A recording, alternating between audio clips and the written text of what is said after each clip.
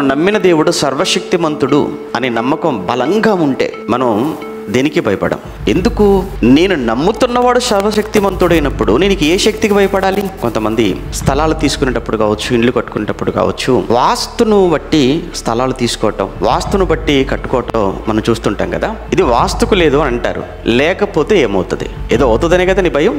ఏదో అవుతాడు భయపడుతున్నావు. దేనికి భయపడుతున్నావు? వాస్తుకు భయపడుతున్నావు. అంటే వాస్తులో శక్తి ఉందనా? నువ్వు నమ్మిన ఆయన దేవుల్లో శక్తి ఉందనా? అంటే నువ్వు నమ్మిన దేవుల్లో శక్తి లేదు. ఎందులో ఉంది శక్తి? వాస్తులో ఉందన్నమాట. రోడ్డు మీద నడుచుకుంటూ వెళ్ళిపోతున్నావు, సరిగ్గా 3 రోడ్లు వచ్చాయి. మిరపకాయ కనబడింది, భయపడతారా? భయపడరా? భయపడిపోతారు. కొబ్బరికాయ కనబడింది, కోడిగుడు కనబడింది, పర్లేదు అనుకుంటారా? లేదు, సడన్గా ఆగిపోతాం. ఇంట్లో నుంచి బయటకు వెళ్తున్నాం, తుమ్మారు. ఈ తుమ్ముకు కూడా శక్తి ఉందా? అంటే మనం నమ్ముతున్న దేవుడు ఒకవైపు సర్వశక్తిమంతుడు అని చెప్పుకుంటూనే తుమ్ముకు భయపడటం, మిరపకాయకు భయపడటం, నిమ్మకాయకు భయపడటం, తాయెత్తుకు భయపడటం, ఇలా మీరు భయపడుతున్నారు అని అంటే మనకు అర్థం అవ్వాలి దేవుని సరిగా నమ్మలేదని.